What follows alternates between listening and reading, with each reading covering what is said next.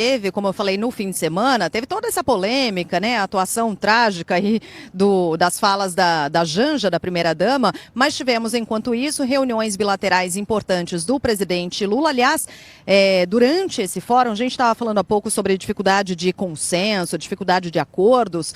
Muitas vezes, fóruns como esse G20, eles servem muito mais para essas reuniões bilaterais, para essas conversas que no campo diplomático acabam servindo para lá na frente haver acordos bilaterais.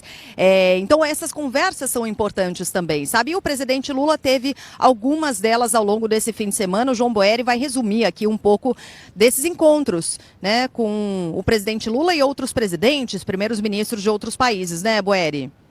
Sheila, e a presidência rotativa brasileira para esse G20 de 2024 tem avaliado como muito positiva essas reuniões bilaterais. Por exemplo, ontem, o presidente Lula participou pela manhã da finalização da cerimônia de encerramento do Urban 20, a cúpula de prefeitos do G20 Social, e depois ele partiu para o Forte de Copacabana, na zona sul do Rio de Janeiro. Tinha 11 reuniões previstas ao longo de todo o domingo, reuniões bilaterais, especificamente, Sheila, e aí tem uma estratégia política, um dia antes do início da cúpula de líderes do G20, aqueles ajustes finais. E lembrando também para os nossos ouvintes, porque apesar de ser o grupo dos 20, agora 21, né, são 19, as 19 maiores economias do país, União Europeia e União Africana, a gente tem, por exemplo, o convite a outros países que não fazem parte do G20. Então, por exemplo, a gente espera, entre hoje e amanhã, terça-feira, delegações de mais de 45 países que vão estar aqui, por exemplo, no Museu de Arte Moderna, acompanhando essas negociações e se reunindo com o presidente Lula. Ele que tinha 11 reuniões ontem, mas não conseguiu realizar todas pelo avançar do horário.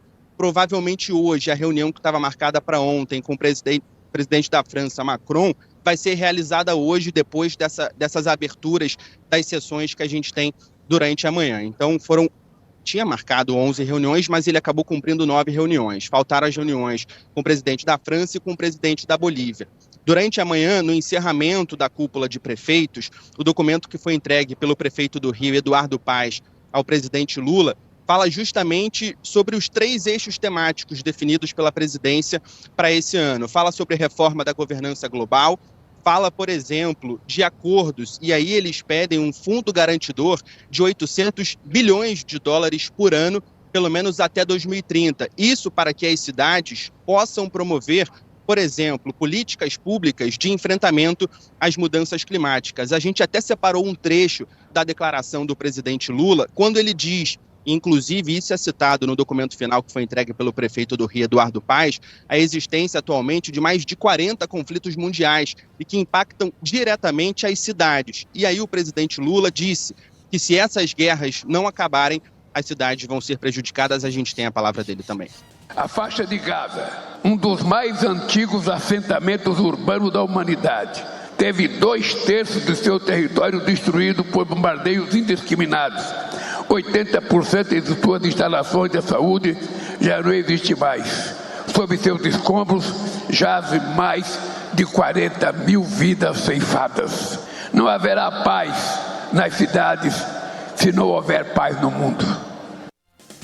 O que foi muito discutido na cúpula de prefeitos de ontem foi justamente o que a gente trouxe nos últimos dias, desde quinta-feira, no início do G20 Social, quando inclusive os prefeitos dessas cidades que fazem parte do G20 têm falado especificamente da diferença entre países mais desenvolvidos do norte global e os países menos desenvolvidos do sul global.